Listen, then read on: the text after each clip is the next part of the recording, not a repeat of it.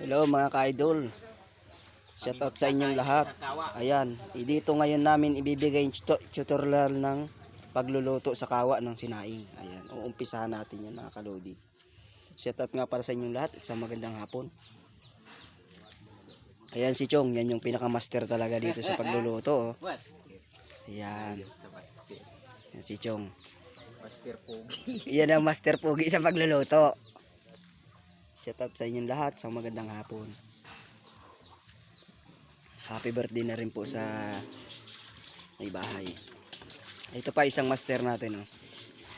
Yan yung magsusukat ng tubig sa pagsasaing. Habang si kumpare ay medyo busy pa. Ayan, nakalodi.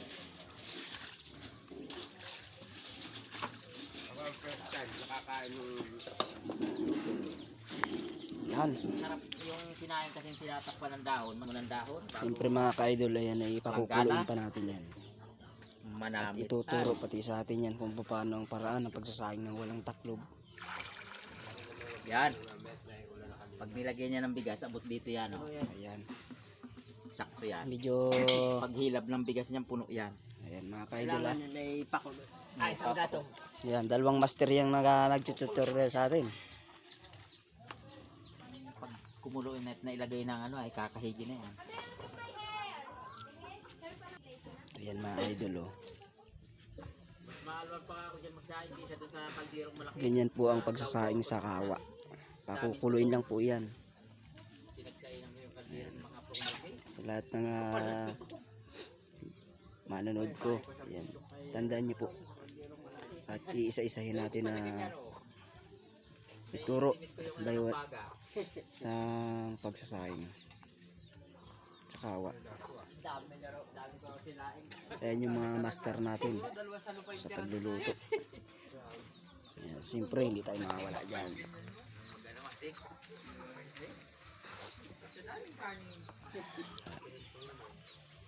Kumain na ng kumain dun eh. Bali nga pala ay kanina pa kung 3 AM ng madaling araw dito. Merinda. Sabaw-sabaw nga lang doon. Uber na pinalkan ko na lang yung kalabaw. Ayan na mga lodi, medyo malapit na siyang kumulo. Gumagalaw na yung tubig. Puntahin lang natin yung impression ng tubig at saka yung impression ng ilalim ng apoy. Problema din sila niyan. Nakakapagbulos ko lang kumuha. Ayan, at meron na tayong ilalagay. Oh. Pero pag kulang pa, babalik-balik. Pang ano nga yan, Chong? Pang alis daw ng ano? Totong. Pang alis ng tutong. Sasama-samahan, may pinagpuhan, mayroong kalderita. Para hindi masyadong kapit yung tutong man. Ayan, lagi nyo tatandaan yan mga kaidol ha. Lalagyan nyo isang buting mantika. Turo yan natin sa atin ni Master. Pag gusto ko pa nung isang klaseng yun, makuha ulit at bigyan ako ng kaunting kanin. Maganda naman yung pakunti-kunti.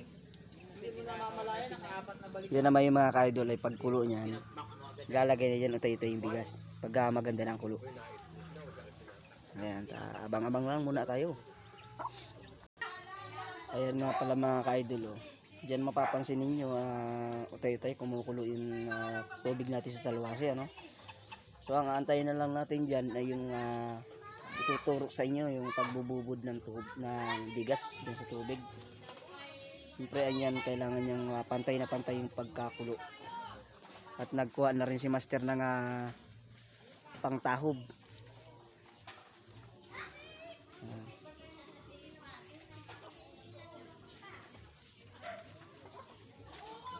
Kailangan po ganyan, yung kulong-kulo siya. Talagang kulong-kulong. Ayan, kukuhain na ni Master ang ating bigas. Bigas. Ito pa yung ating isang Master. Ganito. Ayan, nandun po yung may birthday at ayun yung mga, siyempre yung mga una namin niluto. Ayan, ito siyempre ito ang pupukusan natin at dito namin ituturo. At inilabas na ang bigas. Ito na. Ito na ang ating hinahantay. At malapit-lapit na natin isa lang mga kalodi. Tingnan ang pantandog dyan. May gamot ka muna agad oh. Ayan yung bisa ng pagsasaing. Pasas. Yan yung bisa ng pagsasaing. pasas yan. Oo.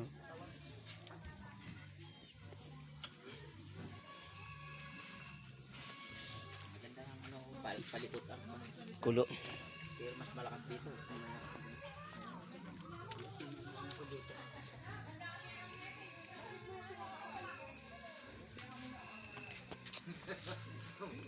Para baka hindi na makainit kung ako nang iyak. Wala lang masabi pa, mahigpit na lang. Yung iikay pa na yung higpit.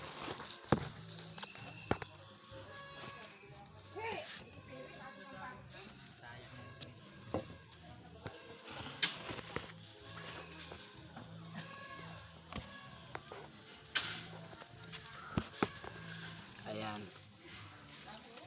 Ating i-ready na.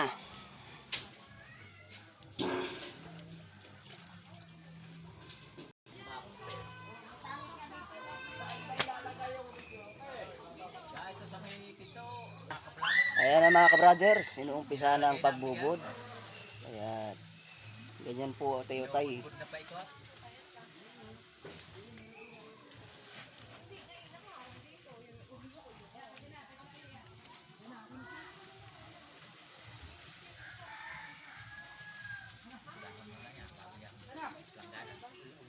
Pag nilagyan mo ng planggana, kaya planggana, may maganda na yun.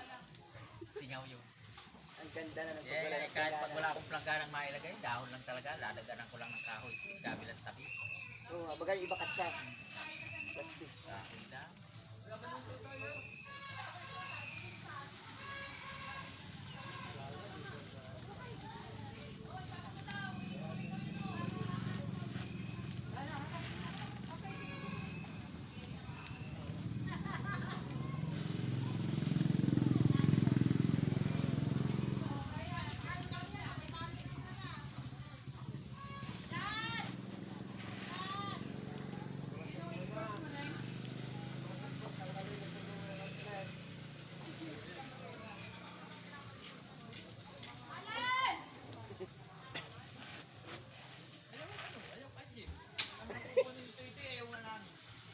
Ayaw.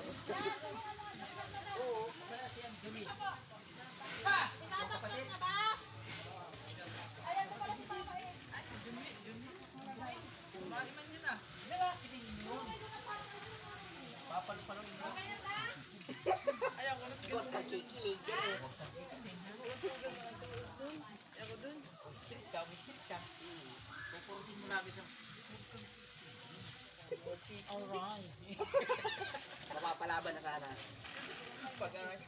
Alright. Aray ko naman. Sakit-sakit magagaman. Walang pakain dito ng manok eh. Hali na tubig. Tapos hahaluin na. Tinutusok lang May yan. pit na si Raman. Inaangat-angat lang naman. Kasi pag tinatapos.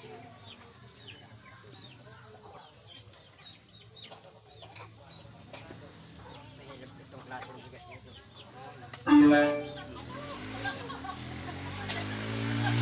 Ganyan lang yung marami ko.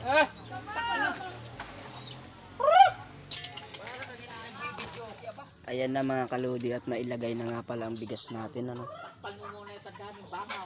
Yung dalawa nating master ay Ilagay mo na agad yung malangaw. inumpisahan na ang paglalagay. Siyempre, panoorin nyo Wala ko rin. para matuto rin kayo sa ano, Mahog lang yan sa manok. pagsasaing at sana may matutunan kayo.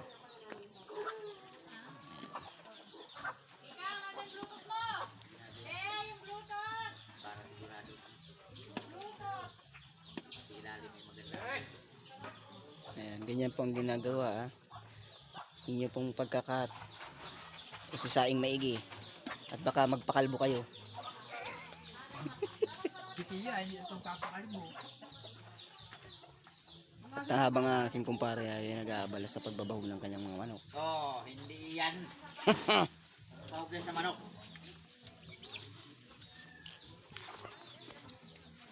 Masdan po ninyong mabuti mga ka-idol.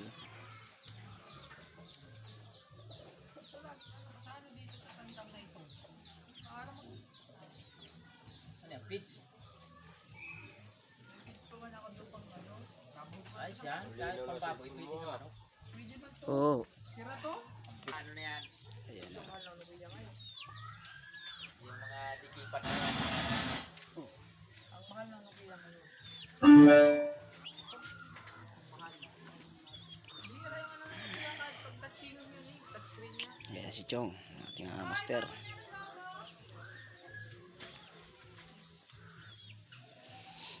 Pinakulong dito sa may tapat ng pato. Ayan, siyempre ituturo niya sa inyo kung paano talaga yan. Ayan. Kailangan nga ipantay na pantay ang pagkakagatong mga kaludi. At yan ay pag hindi pantay, ay sigurado hindi rin pantay ang luto niyan. Palingasi. Kapal ng bagay.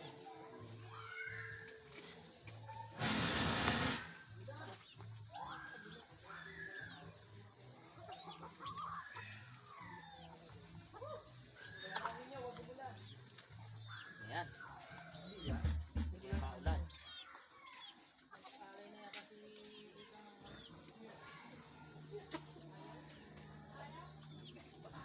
Ayos na yan. Pag tinakpan yan, may maya ko. Sakto lang yan. Pag pintad yan sa baw niyan, luto yan.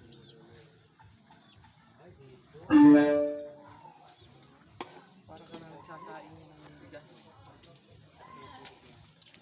Kung kumpare medyo ayan o. Katatapos lang magbawag ng manok.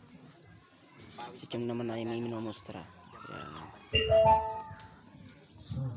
Kasi kailangan talaga natin tandaan na yan. So ayan na. Ayan na yung kasunod na ilalagay. Saing eh. Kasi kakatay dyan. May kwento na naman yan sa Laguna. Yung saing niya. Yan. Nilagyan na ng dahon ng saging.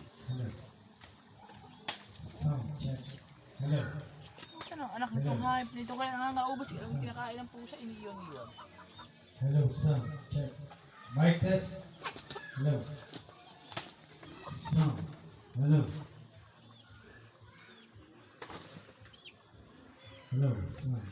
Maritis. Sound. Sound. Check.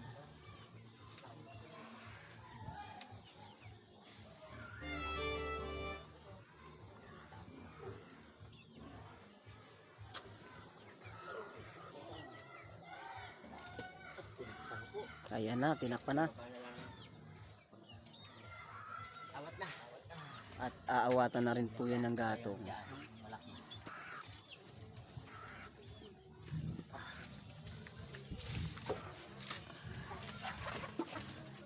Makapal ang bahay.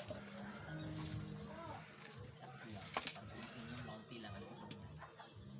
Ayan, ganyan lang yan. Ang putong niya na i-brown lang yung kaunti. Maraming baga na.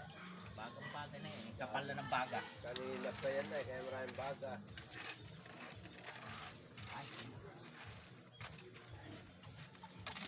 Magsimulang alas 3 ng madaling araw ay. Bagay yan. Kapal na pati. Pungkot na nga eh. Pag kinakapalan mo ng gatong, hindi na makalingas ng maganda eh. Ayan, lali na. Naawatan na ng gatong. Diyan na umpisa ng pagluluto niyan. Ha!